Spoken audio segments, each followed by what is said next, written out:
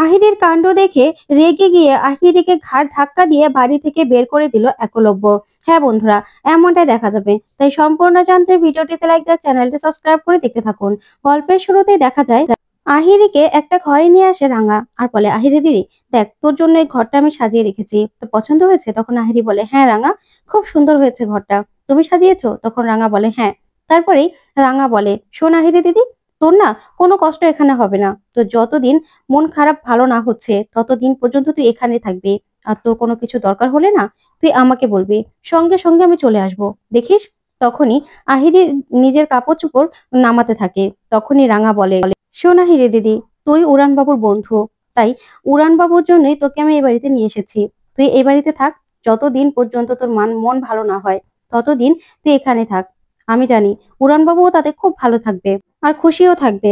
তাই তুই না এখানে থাক, কোনো কিছু দরকার হলে কিন্তু এই রাঙা বলে ডাক দিবি আর রাঙা চলে আসবে। তারপরে রাঙা চলে যেতে লাগলে ওইদিকে আহিরি সবকিছু গোছাতে থাকে। তখনই রাঙা আবারও পিছন দিকে তাকিয়ে তারপর কিছু একটা ভেবেই আহিরির কাছে আসে, এসেই বলে, আহিরি দিদি, তোকে একটা কথা বলছি। আসলে এই প্রথম উড়ানবাবুর চোখে আমার জন্য আমি ভালোবাসা দেখেছি। আমি আমি যেভাবে উড়ানবাবুকে ভালোবাসি সেইভাবে উড়ানবাবু আমাকে ভালোবাসছে রে। এই প্রথম আমার মনে হচ্ছে যে আমিও উড়ানবাবুর ভালোবাসা পেতে পারি রে। উড়ানবাবু আমার প্রতি দুর্বল, তার জন্যই উড়ানবাবুর ভালোবাসা আর এই বাড়ির মানুষগুলোর ভালোবাসা ছাড়া আমার জীবনে তো আর কিচ্ছু নেই। বিশ্বাস কর, আমার জীবনে না আমি আর কিচ্ছু পাইনি, শুধুমাত্র উড়ানবাবুর ভালোবাসাটুকু চাই। তাই আমি আর কিছু চাইনি তো। তাই আমি চাই তুই আমাদের জীবনে সব সময় বন্ধু হয়ে থাক। তুই তো উড়ানবাবুর বন্ধু, তোর জন্য উড়ানবাবু আবার চাকরিতে জয়েন হতে পেরেছে, চাকরিটা করছে। তাই আমি না ওই ভালোবাসাটা হারাতে পারবো না রে আহিরি দিদি। তার জন্য আমি তোকে বলছি, আমাদের দুজনের মাঝখানে তুই ঢোকার চেষ্টা করিস না। আমি আর উড়ানবাবু আবার একসঙ্গে আমাদের জীবনটা এগিয়ে নিয়ে যেতে চাই। আমরা দুজন দুজনকে নিয়ে খুব ভালো আছি আহিরি দিদি।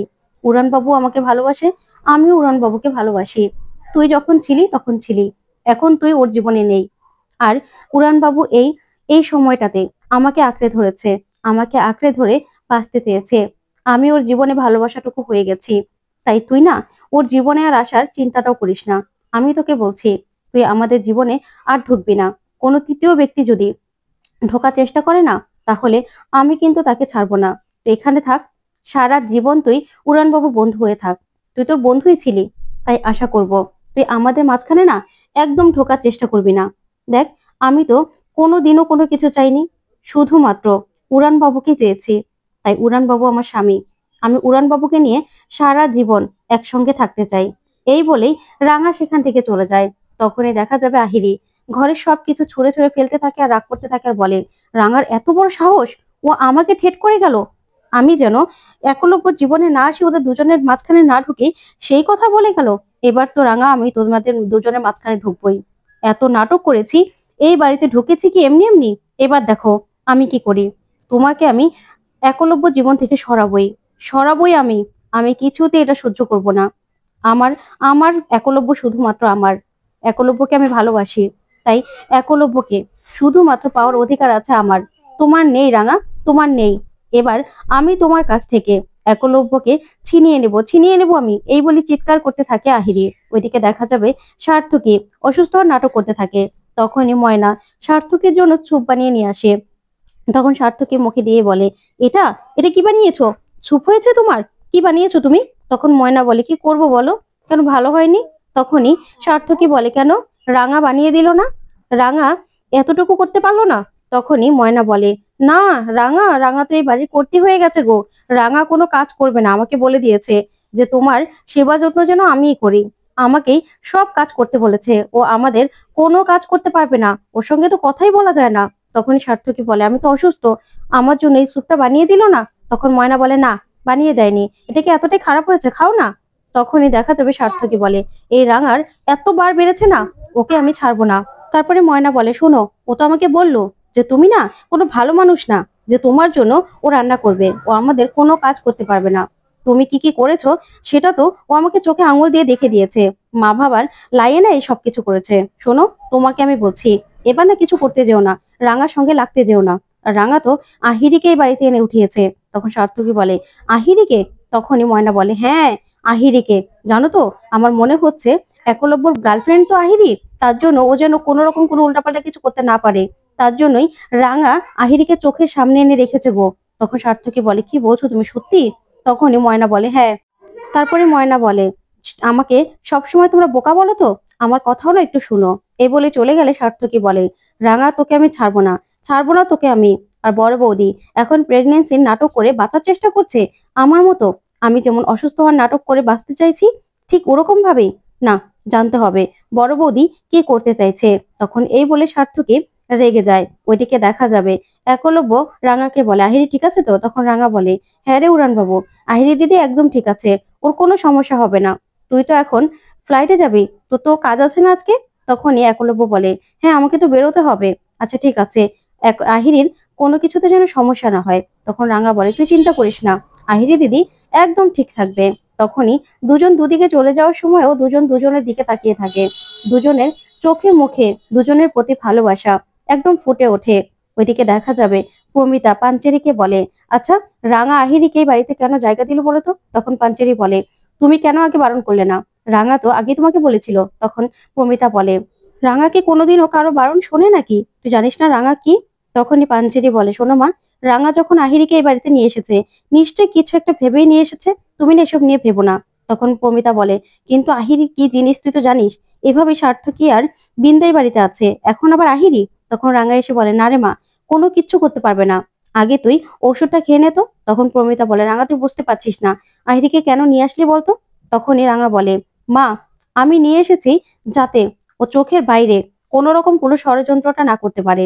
দেখ না, না হলে উড়ান বাবু সেদিন ড্রিঙ্কসটা করেছিল, বুঝলাম, কিন্তু সেই ভিডিওগুলো কে তুলেছে? আহিরি দিদির বাড়ির বাহিরে, তারপরেই বাড়ির ভিতরে এবং কি রেস্টুরেন্টে যা যা ঘটেছিল সব ভিডিওগুলো কে করলো? কে করলো বলতো?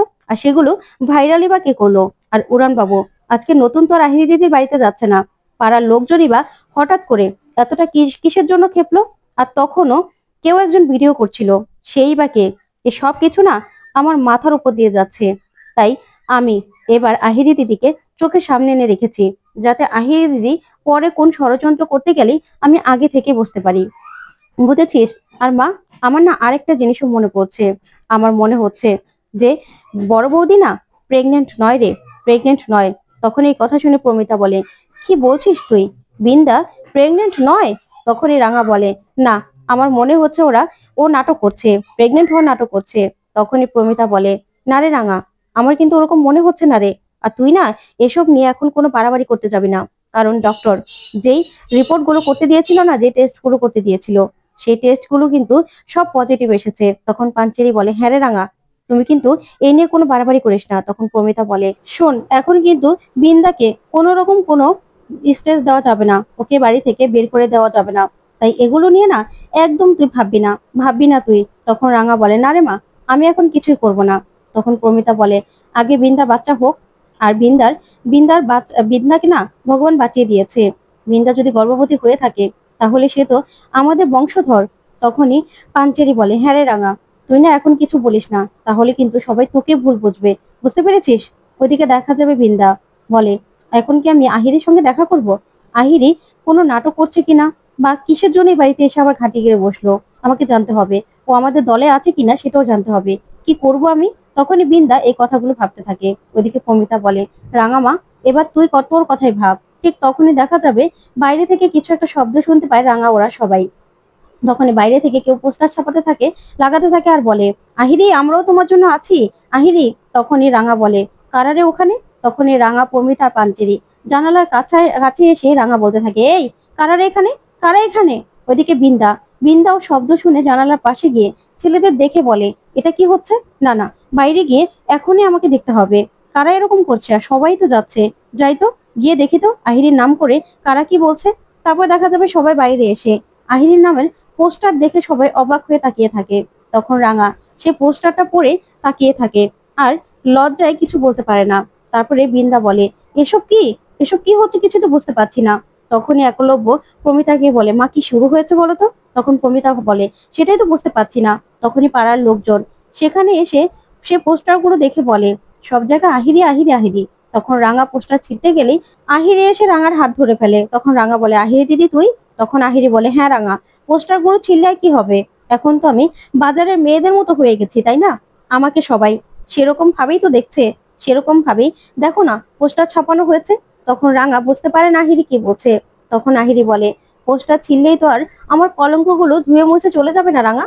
তুমি তো আমাকে বলেছিলে যে আমি আমি যেন তোমার আর একলব্যর জীবনে না ঢুকি, কিন্তু দেখো আমাকে না চাইতেও এবার তোমাদের জীবনে ঢুকতেই হবে। এবার চলো, তোমার সঙ্গে আমার কথা আছে, কথা আছে তোমার সঙ্গে আমার। তখনই একলব্য আহিরির কথা শুনে অবাক হয় আর আহিরির দিকে তাকিয়ে থাকে। ওইদিকে আহিরি রাঙাকে সেখান থেকে টানতে টানতে ভিতরে নিয়ে যায়। এদিকে ময়না বিন্দাকে বলে, আচ্ছা দিদি ভাই, তুমি এই প্রেগনেন্সির নাটকটা কিভাবে চালিয়ে যাবে বলো তো? তখনই বিন্দা বলে, শোন, তোর এই ছোট মাথায় না এত কিছু ভাবতে যাস না, তখন আবার সমস্যা হয়ে যাবে। তুই বরং চল ভিতরে চল, ভিতরে আমার মনে হচ্ছে বড় নাটক হবে, এর জল না অনেক দূর পর্যন্ত গড়াবে। চল চল। এই বলে ওরা ভিতরে যায়। ওইদিকে সবাই ভিতরে গেলেই রাঙা বলে, আহিরি দিদি তুই কি বলছিস? তখন আহিরি বলে, হ্যাঁ রাঙা, তুমি তো আমাকে বলেছিলে তোমার আর একলব্যর মাঝখানে যেন আমি না ঢুকি, রীতিমতো আমাকে ঠেট করেছিলে যে তোমার আর একলব্যর সম্পর্কটা এখন সুন্দর চলছে, আমি যাতে তোমাদের জীবনে আর কখনোই না ঢুকি। কিন্তু আমাকে তো এবার ঢুকতেই হবে রাঙা, আমি তো এবার আর চুপ করে বসে থাকতে পারবো না। তখন এই কথা শুনে সবাই অবাক হয়। তখন একলব্য বলে, আহিরি তুমি কি বলছো এসব? তখন আহিরি বলে, হ্যাঁ একলব্য, আমি তোমার জীবনে শুধুমাত্র বন্ধু হয়ে থাকতে চেয়েছিলাম, কিন্তু সেটা তো আর হলো না। দেখো না আমার এমন অবস্থা যে আমার মান সম্মানটা আর বজায় রইলো না। আমি তো তোমাকে ভালোবেসেছিলাম, তুমি আমার বয়ফ্রেন্ড ছিলে, তোমার সঙ্গে আমি সুখ দুঃখ সব কাটাতে চেয়েছিলাম, কিন্তু এখন এখন যখন আমার জীবনের এই একটা পরিস্থিতি, তখন তো আমি তোমাকে ছাড়তে পারবো না, ছাড়তে পারবো না আমি। এবার আমার অধিকারটা আমাকে বুঝে নিতেই হবে। হ্যাঁ আমি বলছি না যে রাঙাকে ডিভোর্স দিয়ে তুমি আমাকে বিয়ে করো। তখনই প্রমিতা রেগে যার বলে, আহিরি তুমি এসব কি কথা বলছো? হ্যাঁ কিসের অধিকারের কথা বলছো তুমি? আর তোমাকে রাঙাই তো এই বাড়িতে নিয়ে এসেছে, তখন তো তুমি এসব কথাগুলো বলনি। তখন আহিরি বলে, হ্যাঁ বলিনি। তখন পাঞ্চেরি বলে, কি শুরু করেছো বলো তো তুমি? তোমাকে রাঙা তোমার মন খারাপ বলে এখানে নিয়ে এসেছিল, কই তখন তো তুমি এসব কিছু বলনি, আর এখন কেন এসব কথাগুলো বলছো? কেন বলছো তুমি এসব কথাগুলো? ভাই আর রাঙার সম্পর্কটা না একদম ঠিক হয়ে গেছে, ওদের যেরকম সম্পর্ক হওয়ার কথা ছিল ওরকমই হয়েছে, এখন তুমি কেন ওদের মাঝখানে ঢুকতে চাইছো? তখনই রাঙা বলে, দাঁড়া দিদি ভাই, আমি শুনতে চাই, কি বলতে চাস তুই আহিরি দিদি, বল, তুই একদম বুঝিয়ে বল। তখনই আহিরি একলব্যকে গিয়ে বলে, শোনো একলব্য, আমি তোমার থেকে বলবো না রাঙাকে ডিভোর্স দিয়ে আমাকে সিঁদুর পরিয়ে দাও, তবে আমি আর রাঙা একই বাড়িতে থাকবো, আমি এই বাড়ি ছেড়ে কোথাও যাব না। রাঙার অধিকার থাকলে আমারও অধিকার আছে, কারণ আমি তোমাকে ভালোবাসি, আমি এই অধিকার নিয়ে এই বাড়িতে থাকবো, আর সেটা রাঙারও মানতে হবে, তোমাকেও মানতে হবে, আর তোমাদের বাড়ির সবাইকে মানতে হবে। না হলে তো আমি নিজের জীবন নিজে দিয়ে দিতে হবে আমাকে, আমি তাহলে আমার নিজের জীবন নিজে দিয়ে দেবো, সেটাই ভালো। তখনই রাঙা বলে, আচ্ছা এই যে দিদি, তোকে আমি নিজে নিজে এই বাড়িতে নিয়ে আসতে বলেছিলাম, কি কই তখন তো তুই অনুতপ্ত ছিলি, তুই অসুস্থ ছিলি, আর এখন? তখনই আহিরি বলে, হ্যাঁ আমি অসুস্থ ছিলাম, আমি সবকিছু মেনে নিয়েছিলাম, কিন্তু এখন আর এই কাণ্ডগুলো আমি মেনে নিতে পারছি না, এবার আমাকে আমার অধিকারটা বুঝে নিতেই হবে। তখনই একলব্য প্রচন্ড রেগে যায় আর বলে, আহিরি কি বলতে চাও তুমি, কি বলতে চাও? তুমি নিজেই তো আমাকে বলেছিলে যে আমার তোমার পাস্ট ভুলে তুমি নতুন করে আমার সঙ্গে বন্ধুত্ব হিসেবে থাকতে চাও, আর এখন তাহলে তুমি এসব কথাগুলো কেন বলছো? কেন বলছো তুমি? তুমিও তো আমাকে বললে যে না, তুমি পুরোনো একটা কথাও তুলবে না। তখন আহিরি বলে, তুলবো নাই তো, আমি তো বন্ধু হয়ে তোমার পাশে থাকতে চেয়েছি, কোনো অধিকার আমি ফলাবো না, তবে আমি এই বাড়িতেই থাকবো, আমি একসঙ্গে রাঙার সঙ্গে থাকবো, এখানে সবাইকে সেটা মেনে নিতে হবে। তখন রাঙা এই কথা শুনে অবাক হয়ে তাকিয়ে থাকে। তো বন্ধুরা, কেমন লাগলো আজকের আপডেট কমেন্ট করে জানাতে ভুলবে না। ধন্যবাদ।